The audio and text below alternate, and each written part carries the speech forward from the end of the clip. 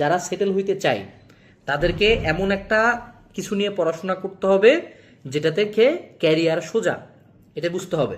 এখন ধরো সেটুসে আমি পড়লাম হলো কি নিয়ে, বায়োমেডিক্যাল ইঞ্জিনিয়ারিং নিয়ে।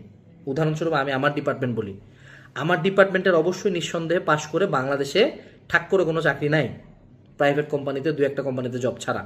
আমাদের মেজরিটি স্কোপ হলো বাইরে, ঠিক আছে? তো এখন আমি যদি এই সাবজেক্ট নিয়ে পড়ার পরে চিন্তা করি যে না আমি ঠাক করে মায়ের বিয়ে করবো বা মেয়ের ফ্যামিলি বুঝবে, তা তো হবে না।